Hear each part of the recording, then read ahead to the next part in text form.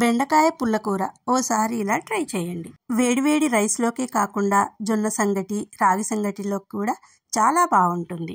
మరి దీనికోసం pan heat అయ్యాక 2 టేబుల్ స్పూన్ల ఆయిల్ వేసి, ఆయిల్ హీట్ అయ్యాక 7-8 వెల్లుల్లి రెబ్బలు, 1/2 కేజీ వరకు సన్నగా కట్ చేసిన బెండకాయ ముక్కలు, 3 టమాటో ముక్కలు, కారానికి తగ్గట్లు 10-12 వరకు పచ్చిమిర్చి ముక్కలు, ఉల్లిపాయ ముక్కలు కూడా వేసి 5 నిమిషాలు హై ఫ్లేమ్లో టాస్ చేసి మూత పెట్టి అడుగు పట్టకుండా మధ్య మధ్యలో కలుపుతూ ముక్కలన్నీ సాఫ్ట్గా మగ్గాక 4-5 రెమ్మల చింతపండు వేసి మరో 2-3 నిమిషాలు మగ్గించి స్టవ్ ఆఫ్ చేసి రుచికి సరిపడా సాల్ట్ వేసి మ్యాషర్తో కోర్సుగా మెదిపి పక్కన పెట్టండి. ఇప్పుడు పోపు కోసం 2 టేబుల్ స్పూన్ల ఆయిల్ వేసి ఆవాలు, జీలకర్ర, శనగపప్పు, మినపప్పు వేసి అవి ఫ్రై అయ్యాక ఎండుమిర్చి, కరివేపాకు, పసుపు వేసి మెదిపిన బెండకాయ చట్నీని తాలింపులో వేసి తాలింపు అంతా పట్టేలా 2-3 నిమిషాలు ఫ్రై చేసి స్టవ్ ఆఫ్ చేయండి.